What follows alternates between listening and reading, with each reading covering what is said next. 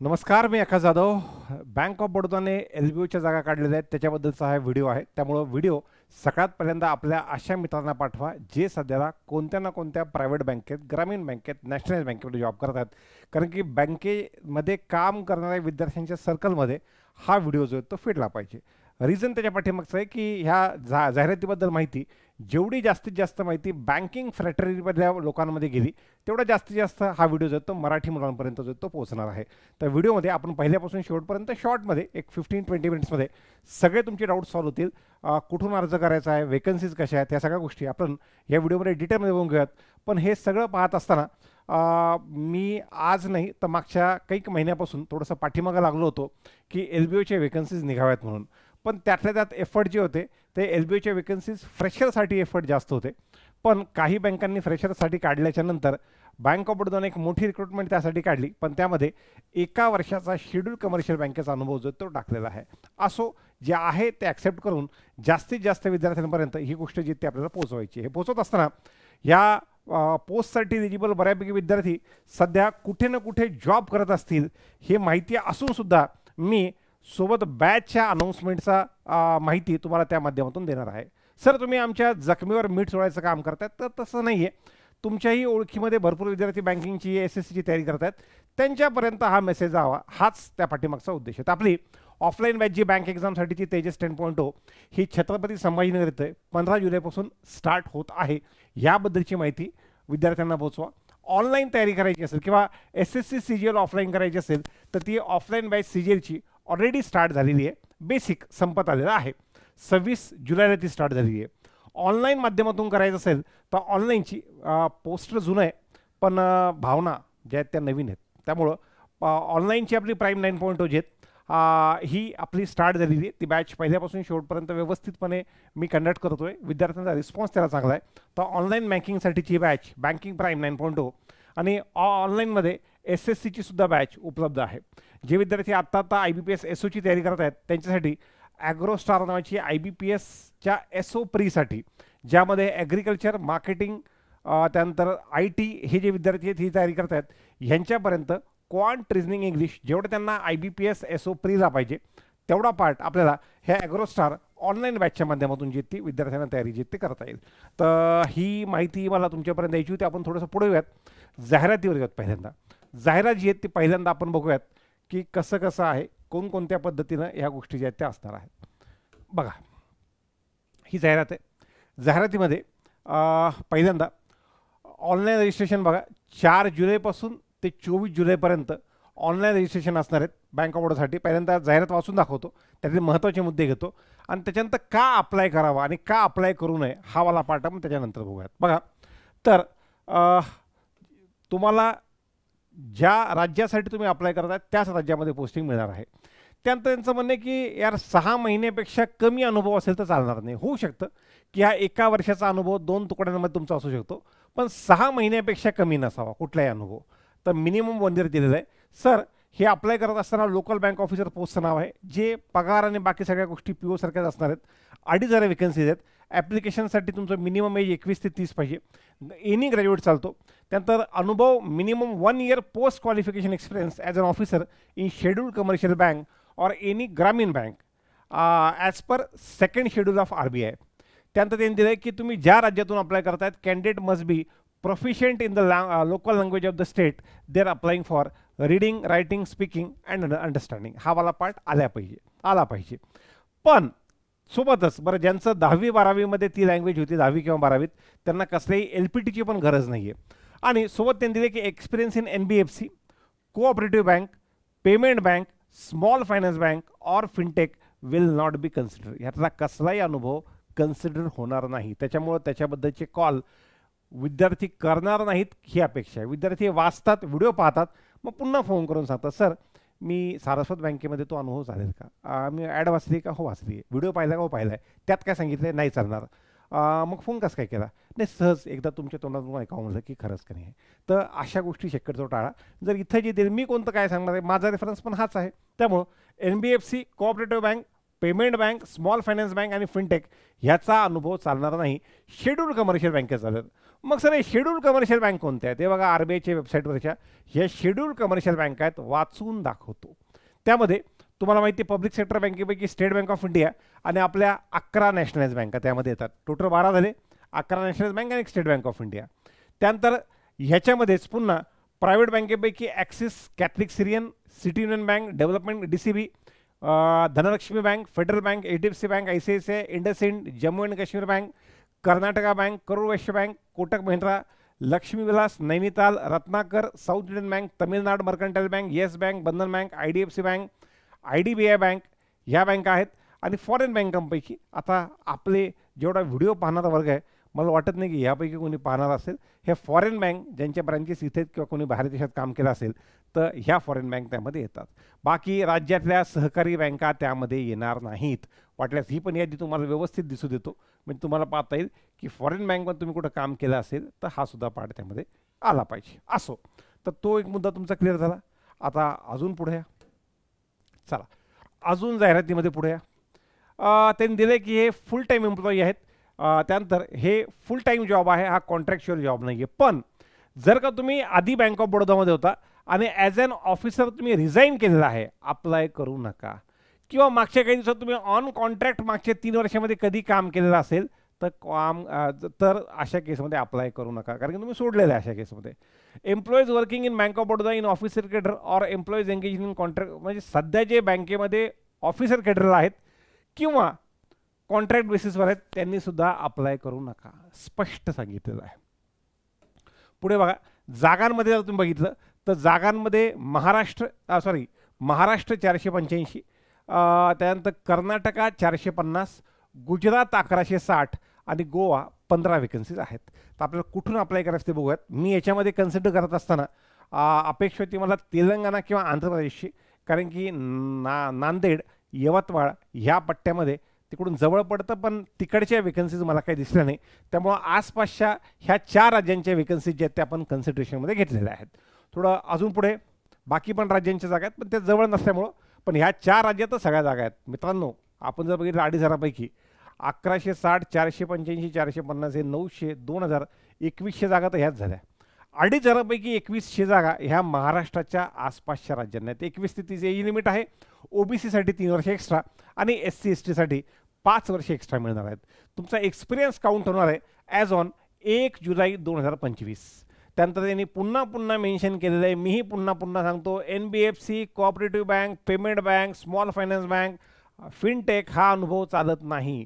कुणी त्याच्यानंतर पण फोन करतं, सर माझा मुथूट फायनान्समध्ये अनुभव आहे, तो एक्सपिरियन्स चालतो का? मग पुन्हा त्याला उलटं पुणेरी भाषेत विचारतो, मुथूट फायनान्स काय आहे, बँक आहे का NBFC आहे? तो NBFC आहे. काही लोक म्हणतात 5 वर्षाचा अनुभव आहे, पण मला नाही माहिती बँक एक NBFC आहे, अशी काय आहेत.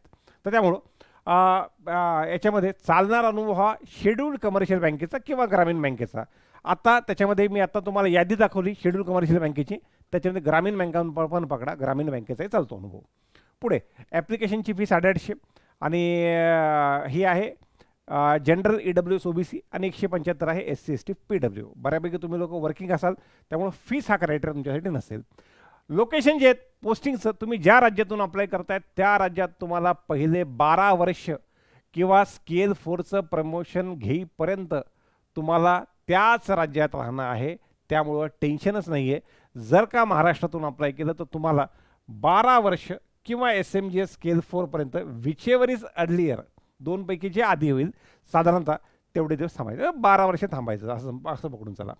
त्यानंतर जी ही काय म्हणतात त्याला बेसिक आहे 48,480, त्यांनी एक इन्क्रीमेंट ॲड करून दिली. मित्रांनो, हे बाकी जे PO जॉईन होतात ना त्यांचा पगार एवढा असतो बेसिक, पण तुमचा पगार पहिला 2,000 ॲड होऊन तुमचा पगार किंवा तुमचं बेसिक असणार आहे 50,480. तुमचे जे काही अलाउन्सेस कॅल्क्युलेट होतील ते 50,480वर होतील. सिबिल तुमचं 680 किंवा त्यापेक्षा चांगलं पाहिजे. प्रोबेशन पिरियड 1 वर्षाचा आहे. बॉन्ड हा 3 वर्षाचा आहे आणि जर का मधून सोडलं तर 5 लाख भरावं लागतील. टेन्शन घेऊ नका. काही लोक म्हणतील की मी कशाला अप्लाय करू, 5 लाख कुठून येतील. मित्रा, तिथली पगार जी असणार आहे ती तुझा 6 महिन्याचा पगार आहे. हा 6 महिन्याचा पगार आहे. जॉईनिंग होईपर्यंत पुढचं बायपॅट्रेट अग्रीमेंट येऊन जातं, त्यानुसार 4-5 महिन्याचाच पगार असतो तुझा. तर त्यामुळं त्याचं ताण आज घेऊ नकोस. इलिजिबिलिटी जी ती एनी ग्रॅज्युएट पाहिजे. मुक्त विद्यापीठाची डिग्रीसुद्धा सरकारी जॉबला चालते.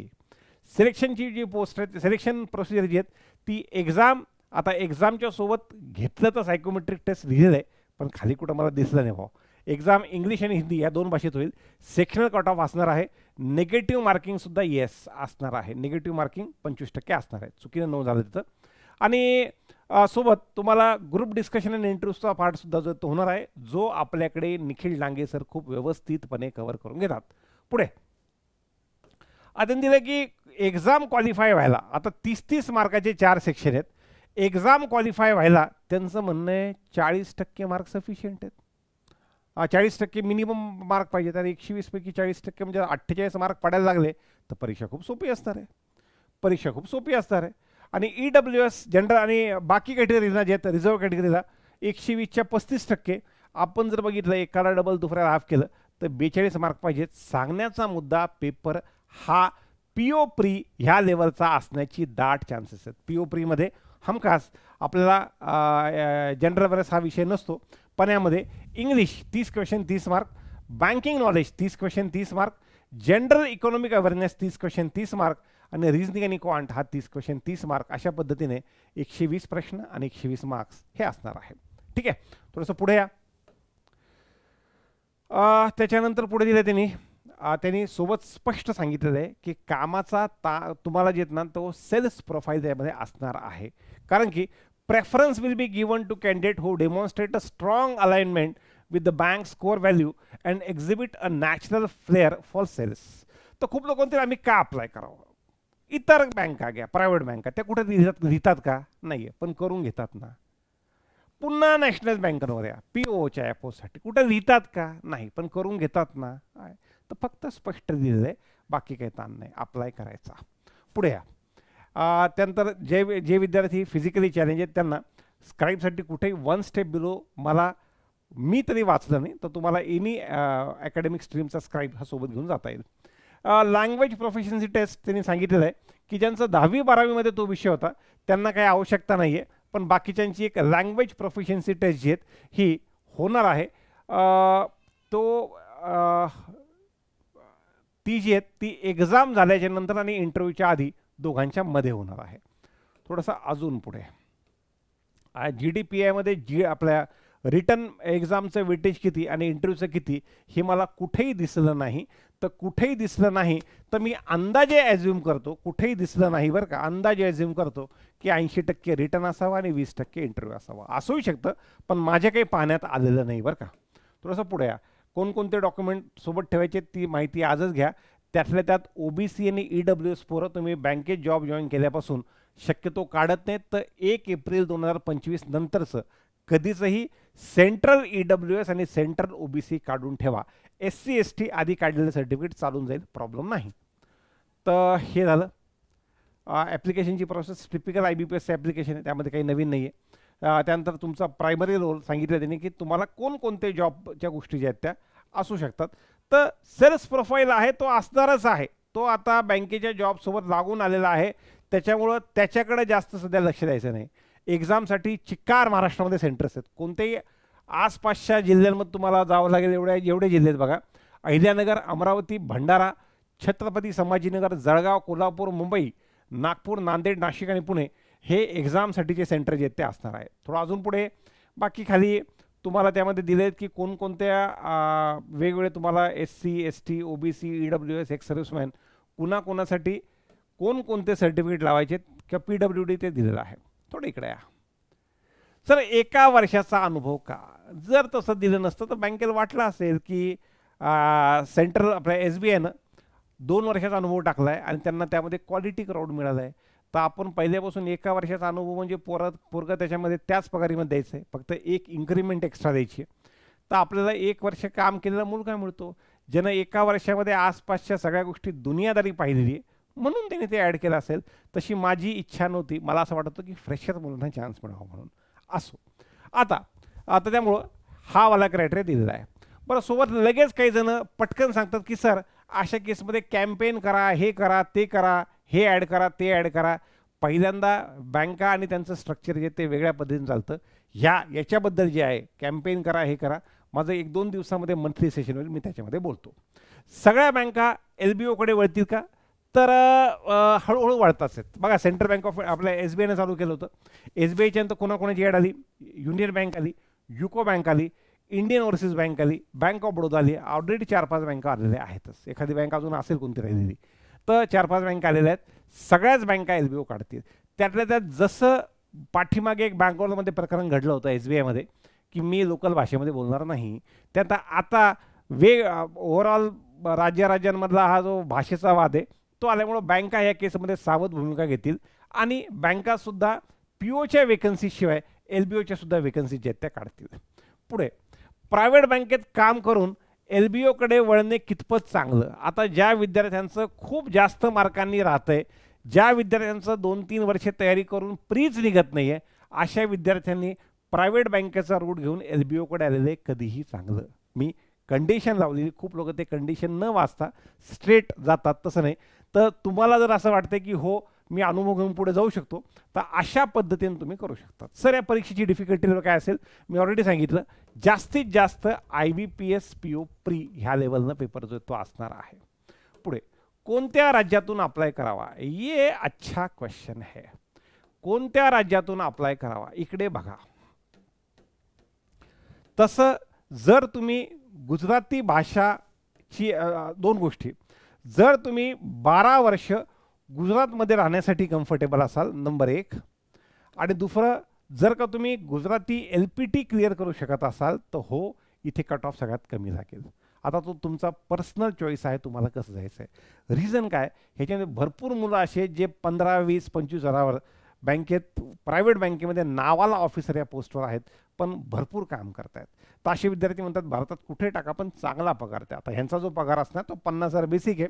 इट मीन्स ऑलमोस्ट ₹1,00,000 आसपास त्यांचं ग्रॉस असेल, म्हणजे 90,000 95,000. पण तुम्ही जॉईन होईपर्यंत आणि पुढचं ॲग्रीमेंट लागू होईपर्यंत 1,10,000 1,20,000 असणार आहे. सध्या 90-95च्या आसपास ग्रॉस तुमचा पगार असणार आहे. त्यामुळे एवढा पगार द्या तर मुलं म्हणतील काश्मीरपासून कन्याकुमारीपर्यंत कुठेही करतो, पण तुम्हाला अशा केसमध्ये बाजूचंच राज्य जे ते त्या ठिकाणी पाहायचं आहे. काही विद्यार्थी असे असतील ज्यांनी मे बी 10वी किंवा 12वीमध्ये त्यांचं गुजराती असेल, अशांना तर LPTच नाही आहे. तर त्यांनी असे विद्यार्थी जर पुढचे 12 वर्षे तिकडे राहायला तयार असतील तर तिकडून अप्लाय करायला हरकत नाही आहे. तर एक लक्षात घ्या, तुम्हाला फक्त एक्झाम क्रॅक करायची नाही, कमी कट ऑफ लागतो म्हणून, त्याच्यानंतर तिकडे नोकरी करायची आहे. सगळ्यात महत्त्वाची म्हणजे LPT क्लिअर करायची आहे, तुम्हाला ती लँग्वेज आली पाहिजे. तर त्यामुळं पहिला प्रेफरन्स हा तिकडेच राहील. दुसरा, सर महाराष्ट्रासाठी 485 आणि कर्नाटकासाठी 450 जागा आहेत, पण मी कन्नड भाषेबद्दल मी एकदम फ्लुएंट आहे, किंवा कन्नड भाषेची LPT मी क्रॅक करू शकतो, किंवा 10वी 12वीमध्ये मला कन्नड हा विषय होता कधीतरी एकदा, असे विद्यार्थी असतील, अशांनी वेकन्सीज जरी कर्नाटकात कमी असतील, महाराष्ट्रापेक्षा जास्त प्रेफरन्स कर्नाटकाला द्या, कारण की तिकडचा कट ऑफ कमी लागेल. रिझन पुन्हा तेच आहेत, महाराष्ट्रामध्ये चिक्कार अमाऊंट ऑफ प्रायव्हेट बँका गव्हर्नमेंट बँका आहेत. कारण की मी 16-17 वर्षाआधी ज्या वेळेला बँकेत होतो तेव्हा ICICI बँकेची 100वी शाखा येणार होती. आज 700-800 शाखा मला वाटतं फक्त मुंबईत असतील, फक्त मुंबईत असतील. मी कोणाला सांगतो, ICICI बँकेची 100th ब्रांच येणार होती 2008मध्ये, 8-9मध्ये येणार होती. तर आता किती ब्रांचेस झाले असतील. तर महाराष्ट्रामध्ये ते नेटवर्क चांगलं आहे, त्यामुळे जरी 450-485 तुम्हाला वाटत असेल, तरी पण इकडं जे आहेत ते कट ऑफ कमी लागेल. तर तुम्ही जर का कन्नड भाषेची LPT क्रॅक करू शकत असाल आणि तुम्हाला तिथे राहायचं आहे, तिथली भाषा उद्या चालून प्रॉपर व्यवस्थित सगळ्या गोष्टी शिकायच्या आहेत, तुमचा तो कम्फर्ट असेल तर करू शकतात. त्यातल्या त्यात जे विद्यार्थी स्पेसिफिकली बाउंड्री एरियामध्ये, जसं की कोल्हापूर आहे, सांगली आहे, थोडंसं वर आलं तर सातारा आहे, किंवा सोलापूर आहे, लातूर आहे, धाराशिव आहे, ह्या जिल्ह्यातले जे विद्यार्थी आहेत यांना बऱ्यापैकी जर कन्नड तुम्ही भाषेमध्ये ओके असाल तर तुम्ही महाराष्ट्रापेक्षा तिकडचा कट ऑफ जो तो कमी लागणार आहे. थोडा अजून पुढे या. तर कुठून अप्लाय करायचं याबद्दल सांगितलेलं आहे, त्याचे प्रोज आणि कॉन्स पण आपण डिस्कस केलेले आहेत. चला अजून काय, बाहेरच्या राज्यातून अर्ज करताना कोणती काळजी घ्यायची, तिकडे तुम्हाला किमान 12 वर्ष जे ते थांबायचं आहे. नंतर तुम्ही किती रडलात की मला इकडे यायचं आहे, माझं हे ते घरातल्या लोकांची आजारपण, ते काहीही ऐकणार नाही आहेत, कारण की ती पॉलिसी डिसिजन बँकेने केलेली आहे. परीक्षा कधी होईल त्याबद्दल एक 2-3 दिवसामध्ये माझं मंथली सेशन होईल, त्याच्यामध्ये काही माहिती मला सांगतो, किंवा अपकमिंग याच्यामध्ये तुम्हाला मी व्हिडिओच्या माध्यमातून सांगेल. सर ग्रामीण बँकेमध्ये मी काम करतो ॲज अ PO म्हणून, मी तिकडे जाऊ का. हे बघा, ग्रामीण बँकेचं प्रोफाईल हे सेल्स प्रोफाईल नाही. ग्रामीण बँकेचं प्रोफाईल सेल्स प्रोफाईल नाही, हे सेल्स प्रोफाईल आहे. इकडं आलं की कामाचा ताण वाढणार. पण काही लोकांना ज्यांचं स्वतःचं बॅकग्राऊंड शहरी आहे, अशा विद्यार्थ्यांना ग्रामीण भागांमध्ये जर का खूप बोर होत असेल आणि वाटत असेल की काय ह्या गोष्टी, हे विद्यार्थी जाऊ शकतात, पण कामाचा लोड वाढणार आहे. मुलींना जर का असं असेल की उद्या मेट्रो सिटीची पोस्टिंग जास्त पाहिजे आणि त्या साईडला ग्रामीण बँकेच्या ब्रांचेस कमी आहेत, जाऊ शकतात. त्यानंतर बाहेरच्या राज्यात काम करणारे आपले मराठी बांधव जे ग्रामीण बँकेत स्केल 2 वगैरे आहेत, एसओ आणि जनरल बँकिंग ऑफिसर, येस तुम्ही सुद्धा इकडे यायचं असेल तर ह्या पद्धतीने येऊ शकता. फक्त तुमच्या ग्रामीण बँकेत irrespective of state in which you are working, इथला वर्कलोड हा तुम्ही MGB मध्ये करतायत, तुम्ही KGB मध्ये, कर्नाटकाच्या KGB मध्ये करतायत, तुम्ही बाकी कोणत्या राज्यातल्या याच्यामध्ये करतायत, इकडे वर्कलोड जास्त असणार आहे. पण जर का तुम्हाला इकडे यायचंच असेल तर तुम्ही विचार करू शकता. पण वर्कलोड तुम्हाला वाटते नको मी आहे तिथं खुश आहे, थांबा. नॅशनल बँकेमध्ये PO किंवा SO असेल तर कुणी अप्लाय करावा. नॅशनल बँकेमध्ये आहे पण दुसऱ्या राज्यात टाकलंय. ॲग्रिकल्चर AFO आहे, दुसऱ्या राज्यात टाकलेलं आहे, इकडे यायचं आहे तर निश्चित करू शकतात. पण अशा वेळेस समजा तुम्ही AFO म्हणून लागलेत आणि 5 वर्ष झालेले आहेत तर येण्यात काही अर्थ नाही. तसे 5 वर्षांनी तुम्ही परत इकडे येणारच आहात. एखाद 2-3 वर्ष झालं असेल तर या, कारण की इनिहाऊ एक इन्क्रीमेंट तुम्हाला वाढीव मिळणार आहे आणि ब्रँड असलेली बँक मिळणार आहे, बँक ऑफ बडोदा, जी दिलेल्या बँकांमध्ये टॉप 3 नॅशनल बँकांपैकी एक आहे. टॉप 3 बँकांपैकी एक आहे नॅशनल बँकांपैकी. म्हणून तुम्ही अशा केसमध्ये येऊ शकता. तर PO विद्यार्थी ज्यांना असं वाटते की नको बाहेर जायचं, इथले तर प्रमोशन घेऊ, मोठी बँक आहे, दिलेल्या नॅशनल बँकांपैकी मोठी आहे, प्रायव्हेटायझेशनचे चान्सेस कमी आहेत, तर इथे येऊ आणि इथे येऊन थांबू ह्या पद्धतीने. पण कामाचा लोड असणार आहे, हे मी पुन्हा सांगतोय तुम्हाला. तर हा एक पार्ट मला डिस्कस करायचा होता. सर आम्हाला थोडासा स्टडी प्लॅन सांगताय, आम्ही वर्किंग लोक आहोत, वेगवेगळ्या बँकांमध्ये काम करतो, तर काही 2-3-4 गोष्टी सांगतो. आणि जर का तुम्हाला वाटत असेल हो डिटेलमध्ये सांगितलं पाहिजे तर अपकमिंग व्हिडिओतून सांगतो. तसं कमेंट बॉक्समध्ये फक्त कमेंट करा लेक्चरच्या नंतर. सगळ्यात महत्त्वाचं तुम्हाला कंटिन्युटी ठेवावं लागेल. तर तुम्हाला कोणत्याही दिवशी किती काम असो, दादा तुम्हाला 2 ते 3 तास वेळ अभ्यासाला काढाच, त्यातल्या त्यात प्रेफरेबली सकाळी काढा. मला माहिती आहे तुम्हाला ब्रँचमध्ये कधी 8, 9, 10 पण वाजतात, गेल्या झोपा. हा सकाळचा जो वेळ आहे हा खूप चांगला आहे, 5 ते 9 वाजेपर्यंतचा. जर का तुम्हाला खूप जास्त ट्रॅव्हलिंग नसेल तर यातले कोणतेही 2-3 तास तुम्ही काढा, अभ्यासासाठी काढा. खूप कमी वेळात लगेच एक्झाम होते, पटकन एक्झाम होऊन जाते, त्यामुळे वेळ काढा. सर मी आज चालू केलं तर माझं सिलेक्शन होईल का? 101%. सर मी ॲप्टिट्यूडचा A पण मला माहीत नाही, माझं सिलेक्शन होईल का? 101% बिलकुल होईल. का नाही होणार? तर रिझन काय? कॉम्पिटिशन कमी असते. जसं त्यांनी 1 इयर शेड्यूल कमर्शियल बँकेचा अनुभव सांगितला, विषय तिथंच संपला. तुमची कॉम्पिटिशन 90% कमी झालेली आहे.